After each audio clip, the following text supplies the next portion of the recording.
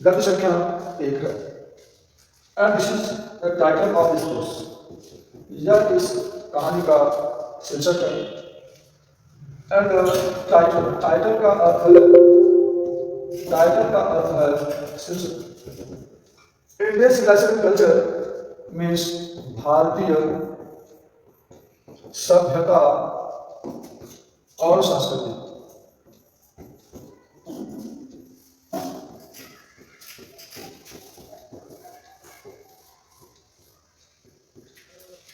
Indian का अर्थ ही है भारतीय। सिविलाइजेशन का अर्थ है सभ्यता, एंड यानी और कल्चर का अर्थ है संस्कृति। तो यदि हम यहाँ पर देखते हैं तो इंडियन सिविलाइजेशन एंड कल्चर मतलब भारतीय सभ्यता और संस्कृति। दिस इज एन ऐसे, यह एक निबंध है। एंड दिस ऐसे has been written by Mahatma Gandhi, और यह निबंध महात्मा गांधी के द्वारा लिखा गया है। In this essay Mahatma Gandhi shows the importance of Indian civilisation and culture. इस निबंध में महात्मा गांधी शोज यानी दिखाते हैं, क्या दिखाते हैं? The importance of Indian civilisation and culture, भारतीय सभ्यता और संस्कृति का महत्व को दिखाते हैं।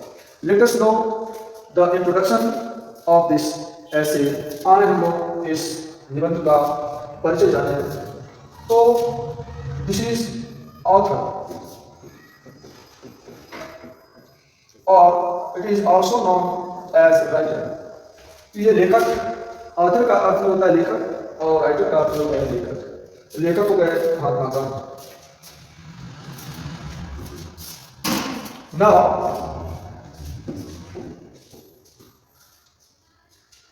Now here is the biography of Mahatma Gandhi.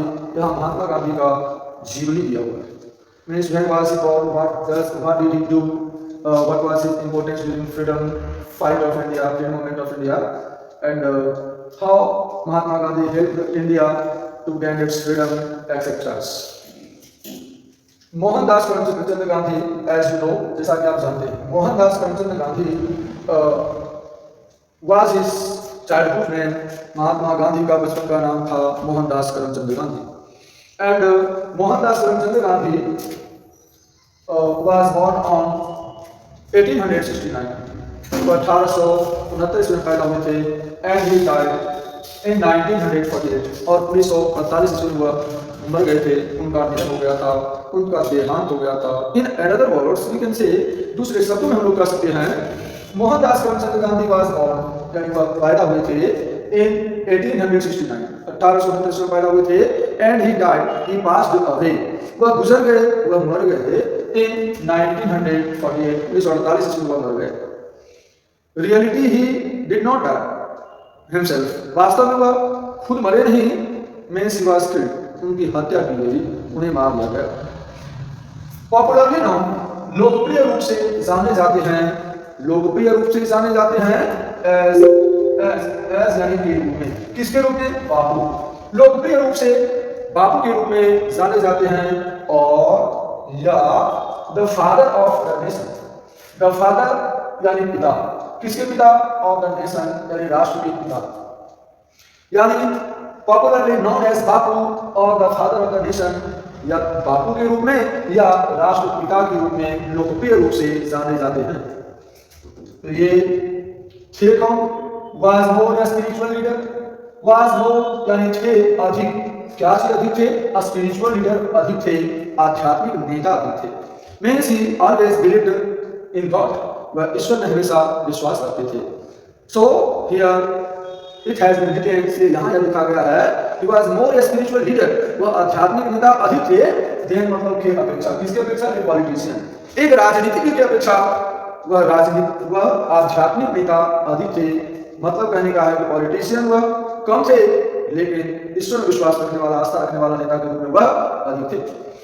He successfully, वह सफलतापूर्वक यूज्ड यानी प्रयोग किए थे, वह सफलतापूर्वक प्रयोग किए थे क्या?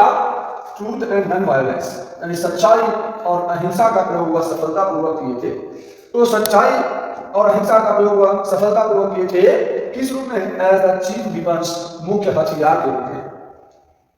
वह सत्य और अहिंसा का प्रयोग मुख्य हथियार के रूप में सफलतापूर्वक किए थे अगेंस्ट मतलब के विरुद्ध में। किसके विरुद्ध में? The British rule in India, Bharat में अंग्रेजी हुकूमत के विरुद्ध में, भारत में अंग्रेजी शासन के विरुद्ध में उन्होंने सत्य और अहिंसा का प्रयोग अपने मुख्य हथियार के रूप में सफलतापूर्वक किया था। एंड हेल्प इंडिया, और उन्होंने हेल्प यानी मदद किया था। किसे? इंडिया को मदद किया था। क्या चीज में? गेन इंडिपेंडेंस, स्वतंत्रता प्राप्त करने में, गेन स्वतंत्रता प्राप्त करने। तो वह भारत में अंग्रेजी हुकूमत के विरुद्ध में सत्य और अहिंसा का प्रयोग अपने मुख्य हथियार के रूप में सफलतापूर्वक किया था और भारतवर्ष को स्वतंत्रता प्राप्त करने में उन्होंने मदद किया था। फ्रॉम 1915 ईस्वी से टिल 1948, टिल यानी तक 1915 ईस्वी से 1948 ईस्वी तक ही डोमिनेटेड, वह छाए रहे, वह प्रभाव बनाए रखे, वह छाए रहे, कंप्लीटली पूर्ण रूप से प्रभाव बनाए रखे, छाए रहे। किस पर? इंडियन पॉलिटिक्स पर, भारतीय राजनीति पर। वह 1915 ईस्वी से 1948 ईस्वी तक पूर्ण रूप से छाए रहे, प्रभाव बनाए रखे। He died, वह मर गए। कैसे मर गए? At the hands of a fanatic, fanatic कहा जाता है मताग्रही, मताग्रही यानी आप समझ सकते हैं वैसे मत, वैसे सिद्धांत वाले लोग जो कि अपनी बातों को नहीं मानने वाले व्यक्ति को मौत के घाट उतार देते हैं। They are known as fanatics, उसे हत्यारा के रूप में जानते हैं। तो ही डाइड, वह मर गए। कैसे मर गए? एट द हैंड्स, के हाथों। किसके हाथों? ऑफ ए फैनेटिक, यानी एक हत्यारा के हाथों वह मर गए, एक मताग्रही के हाथों वह मर गए ऑन 30 जनवरी 1948। ऑन यानी को, कितना को? ऑन 30 जनवरी, 30 जनवरी को मर गए। कब? इन 1948, 30 जनवरी 1948 ईस्वी में वह एक हत्यारा के हाथों मर गए, उन्हें मार दिया गया, उनकी हत्या कर दी गई।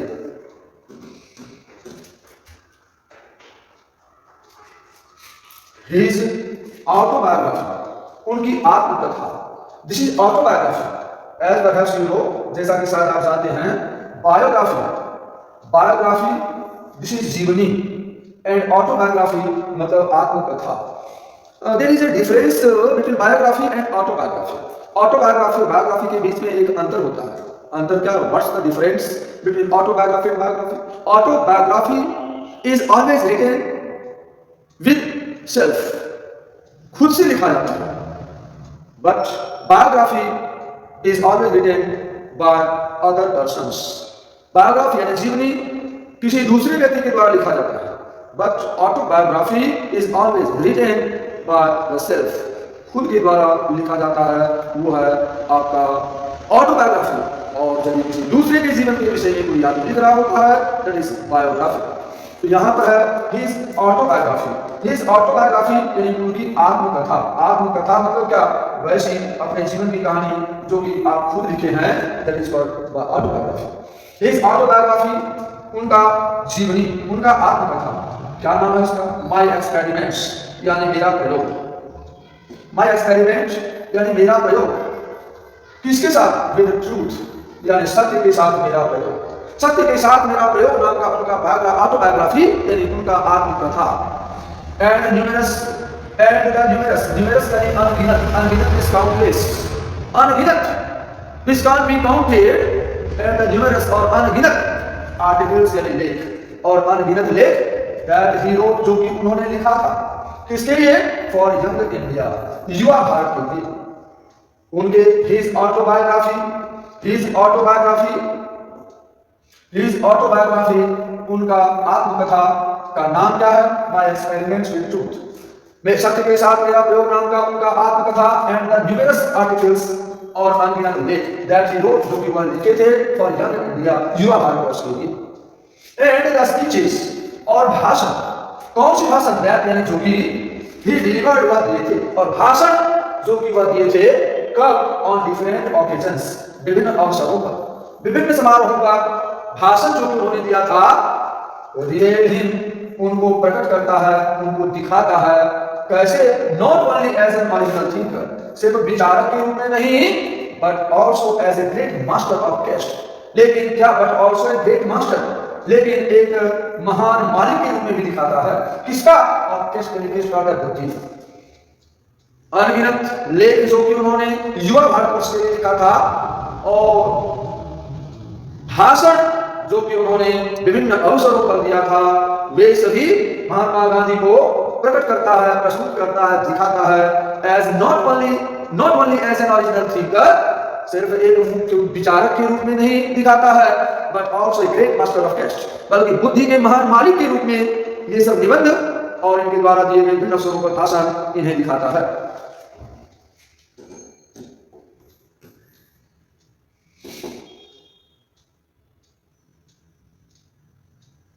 और क्या? तो इडियोमेटिक इंग्लिश। और क्या? तो इडियोमेटिक इंग्लिश यानी महावैचार अंग्रेजी भी बहुत बड़े बुद्धि वाले व्यक्ति थे, कैस्ट यानी बुद्धि वाले व्यक्ति थे। इन द फॉलोइंग एक्सट्रैक्ट, इन मदन में किसने? द फॉलोइंग एक्सट्रैक्ट, निम्नलिखित गद्यांश में, निम्नलिखित गद्यांश में इंडियन सिविलाइजेशन एंड कल्चर, निम्नलिखित गद्यांश में, किस गद्यांश में? तो इंडियन सिविलाइजेशन एंड कल्चर, भारतीय सभ्यता और संस्कृति नाम के निम्नलिखित गद्यांश में गांधी जी टॉक्स, गांधी जी बातचीत करते हैं। भारतीय सभ्यता और संस्कृति नाम के in the following extract Indian civilisation and culture, भारतीय सभ्यता और संस्कृति नाम के निम्नलिखित गद्यांश में गांधी जी टॉक्स अबाउट, गांधी जी बातचीत करते हैं अबाउट मतलब के विषय में। किसके विषय में? द साउंड फाउंडेशन यानी स्वस्थ आधार के विषय में बातचीत करते हैं। किसका स्वस्थ आधार? ऑफ इंडियन सिविलाइजेशन यानी भारतीय सभ्यता के स्वस्थ आधार के विषय में महात्मा गांधी निम्नलिखित गद्यांश भारतीय सभ्यता और संस्कृति में बातचीत करते हैं। Which has successfully understood, जो कि सफलतापूर्वक सत्य साबित हुआ है with the passage of time, समय के साथ साथ, जो कि समय के साथ साथ सत्य साबित हुआ है। द वेस्टर्न सिविलाइजेशन, पश्चिमी सभ्यता, पश्चिमी सभ्यता which has, जिसके पास है द टेंडेंसी यानी कि लक्षण, पश्चिमी सभ्यता जिसके पास लक्षण है, क्या जिसका लक्षण है? टू प्रिविलेज मटेरियलिटी यानी संपत्ति, भौतिक सुख संपत्ति को उपलब्ध कराने का जिसके पास लक्षण है। पश्चिमी सभ्यता जिसके पास भौतिक सुख संपत्ति को उपलब्ध कराने का लक्षण है, कैन नॉट मैच, बराबरी नहीं कर सकता है। किसका? द इंडियन सिविलाइजेशन, भारतीय सभ्यता का। पश्चिमी सभ्यता जिसके पास संपत्ति, सुख संपत्ति उपलब्ध कराने का लक्षण है, can not match the Indian civilisation, वह भारतीय सभ्यता का बराबरी नहीं कर सकता है। कौन सी भारतीय सभ्यता का बराबर नहीं कर सकता? दैट यानी जो कि एलिवेट्स यानी कि ऊंचा उठाता है, बरकरार रखता है। किसे बरकरार रखता है? Moral being, the moral being यानी नैतिकता को। भारतीय सभ्यता संस्कृति जो कि नैतिकता को बरकरार रखता है, जो कि नीति के सिद्धांत पर चलता है, उसका बराबरी पश्चिमी सभ्यता संस्कृति के लोग नहीं कर सकते हैं। गांधी जी इसी तरह से इस कहानी में, इस निबंध में अपने विचारों को प्रस्तुत करते हैं।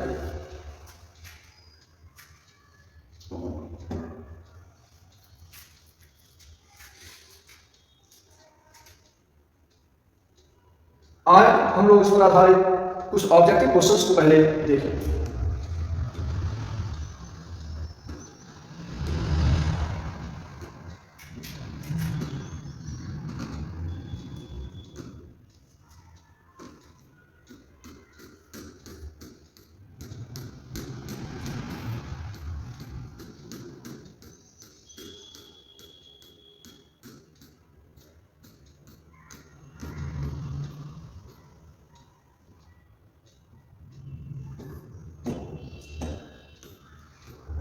This is a study material which has been prepared by Hindustan Sir for all of the students of intermediate second year.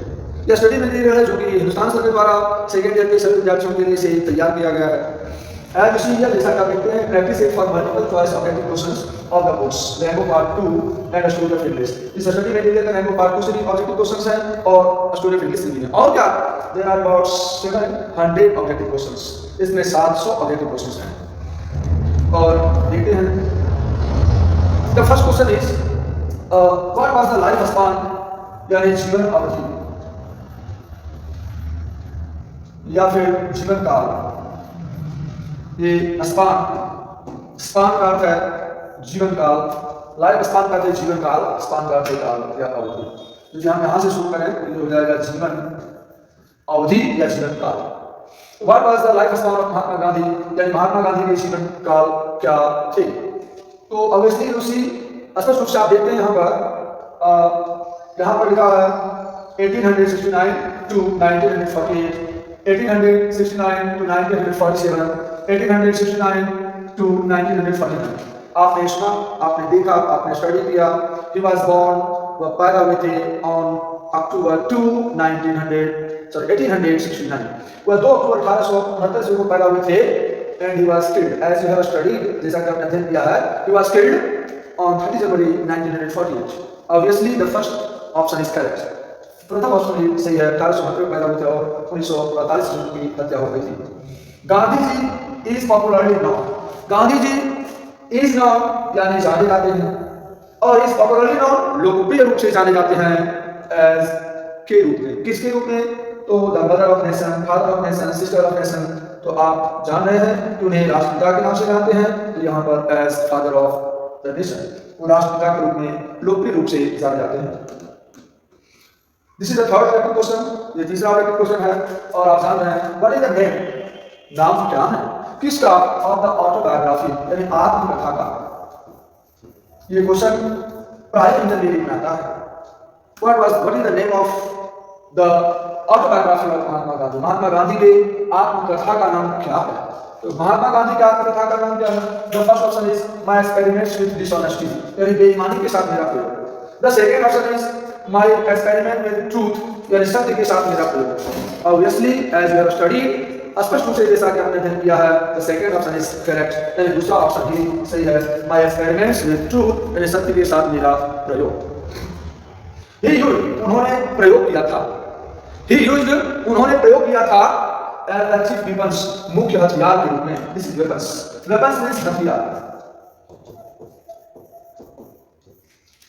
He used, उन्होंने प्रयोग किया था एज मतलब के रूप में। तो आप जानते हैं कि उन्होंने प्रयोग किया था एज मतलब के रूप में। इसके रूप में द चीफ वेपन्स, मुख्य हथियार के रूप में उन्होंने प्रयोग किया था against the English and against the British rule in India. Bharat में ब्रिटिश शासन के विरुद्ध में उन्होंने मुख्य हथियार के रूप में प्रयोग किया था। The first option is guns, बंदूक उन्होंने प्रयोग किया था।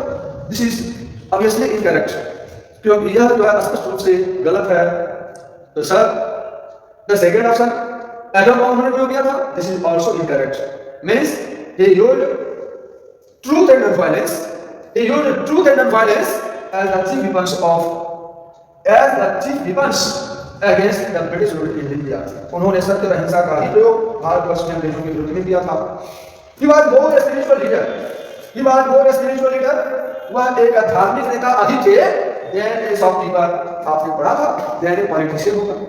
तो option number C is correct and both options A and B are incorrect. He wrote numerous मतलब अनगिनत, this is अनगिनत।